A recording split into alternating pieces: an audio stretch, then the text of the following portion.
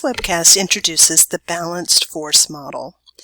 This model will apply to all objects that are at rest. In other words, they're not moving, they're motionless.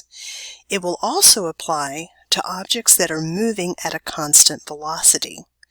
Remember, velocity is a vector. It has both a magnitude and a direction. And so constant velocity means that not only does the thing have to be going at a constant speed, but it also has to always be moving in the same direction. Therefore, this model does not apply to any object that is speeding up or slowing down or changing directions.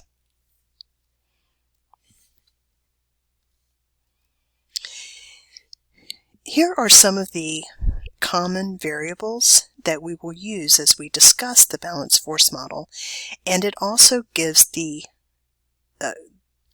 standard symbols that are used to describe these quantities.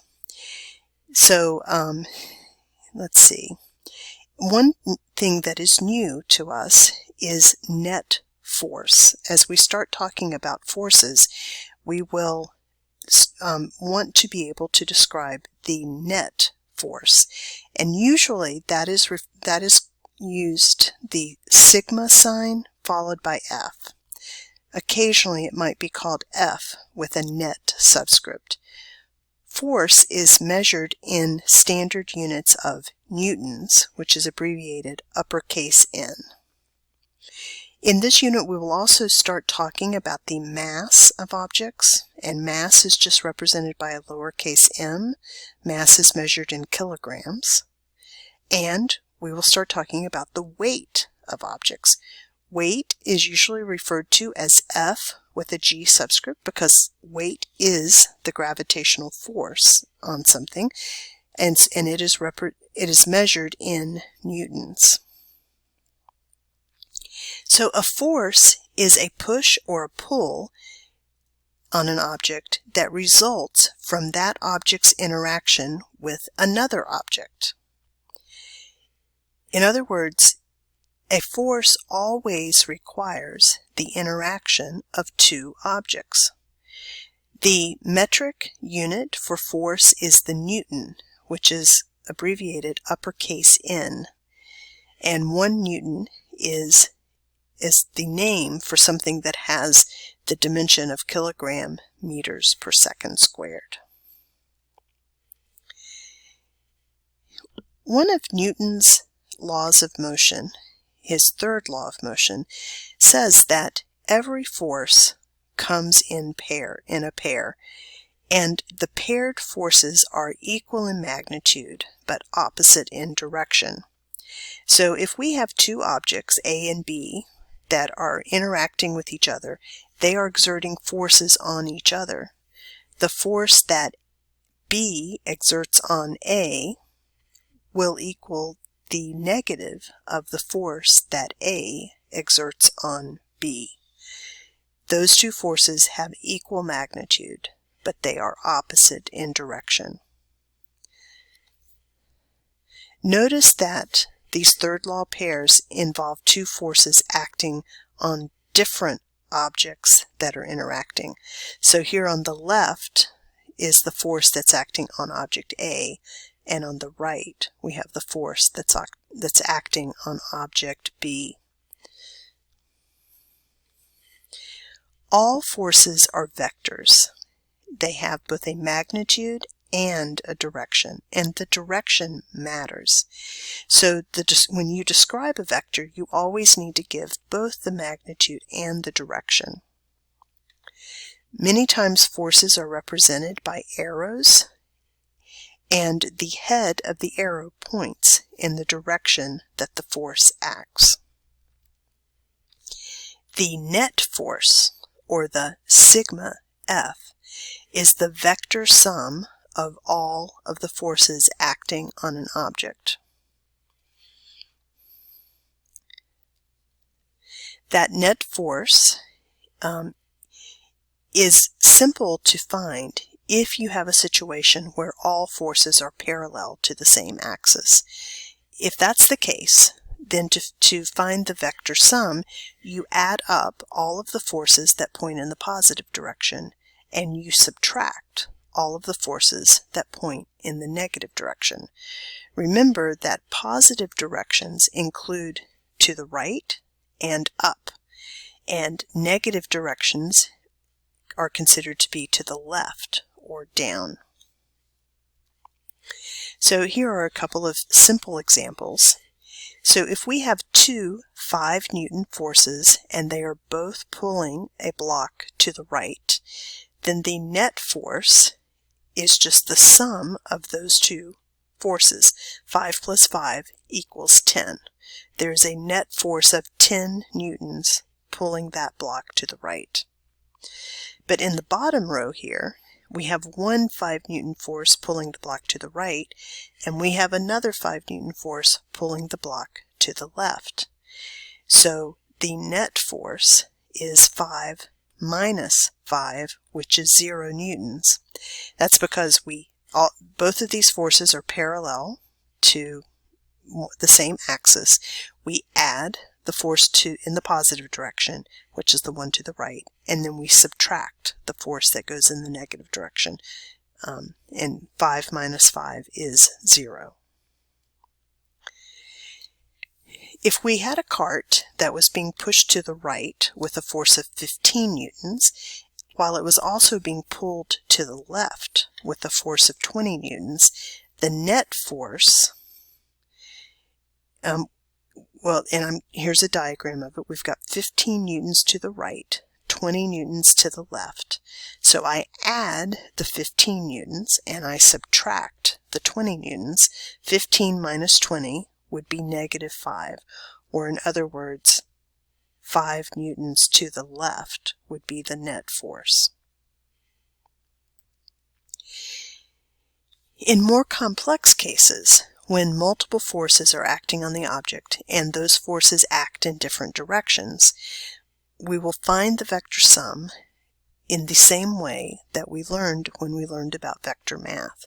We will express every force as its components. In other words, we'll put every force in rectangular notation, and then we will add the forces along each axis, either the x-axis or the y-axis. Usually, motion is parallel to one axis, and that is the direction where the net force will be some non-zero value. This is really looking ahead, and so we have not really laid the foundation for this, but I just wanted to show an example of this situation where we have forces in several directions on this cart. And so we've got if you'll notice, the coordinate axis here has been tilted so that the cart, which is going up a ramp, its motion is parallel to the x-axis, and then the y-axis is perpendicular to the cart. And so we would add the forces in the x direction, and that turns out to be a non-zero value of 17.5 newtons. We also add the forces in the y direction, and that turns out to be 0. So this is very typical where you only have a non-zero net force in the direction of motion. Let's talk about the term equilibrium. Equilibrium occurs when the vector sum of all the forces equals 0. So if we wrote that as an equation, we're saying that the net force, the sigma F, equals 0. That is the situation when you have equilibrium. The balanced force model tells us that an unbalanced push or pull on an object is required if we want to change either its speed or its direction of motion. In other words, if we want to cause it to accelerate, we want to make its velocity change, then you have to have an unbalanced push or pull. If the forces are unbalanced, the object's motion will change. But if the forces are balanced, meaning that it's at equilibrium, the sum of the forces is 0, then the object will continue moving at the same speed in the same direction. Newton's first law is explained by this balanced force model. Newton's first law tells us that unless an object is acted upon by unbalanced forces, if the object is at rest, it will continue to be at rest. Or, if the object is in motion, it will continue in motion at a constant speed in a straight line. Here is a nice representation of the balanced force model. If you know that your situation has a constant velocity, then you can infer that the forces acting on the object are balanced. In other words, that the net force is zero. And you can also go the other way. If you have examined the forces acting on an object and added them up, and you have found that the net force equals zero, then you can deduce that that object must maintain a constant velocity. In other words, its speed will not change and its direction will not change.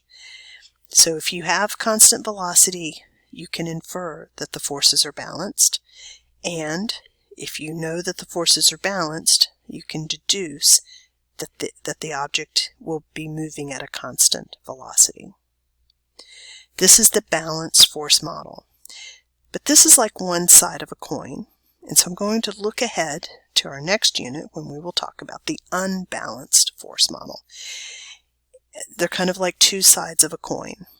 So if you look at a situation and you see that an object has a velocity that is changing, and when I say its velocity is changing, I mean either its speed or its direction, even possibly both are changing. But there are changes in velocity, then you can infer that there must be an unbalanced force acting on that object. In other words, the net force does not equal zero. Also, if you look at all of the forces acting on the object and you add them up and find the vector sum and the net force does not equal zero, then you can deduce that that object must have changes in velocity.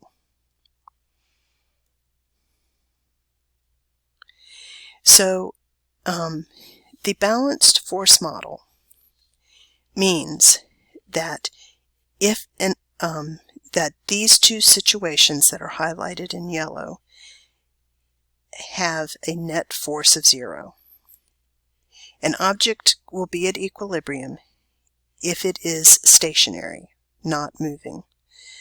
An object will also be at equilibrium if it is able to maintain a constant speed in the same direction. In other words, it's moving at a constant velocity.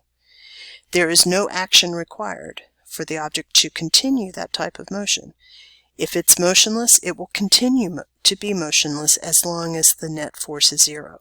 If it's moving, it will continue moving at the same speed in the same direction as long as the net force is zero. The bottom three rows of this table are situations which are part of the unbalanced force model.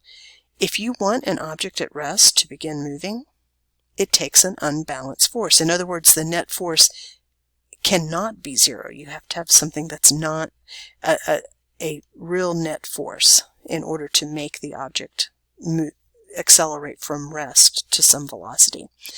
If you want the object to move in a circular motion, in other words, its direction is changing, it takes an unbalanced force to make it do that.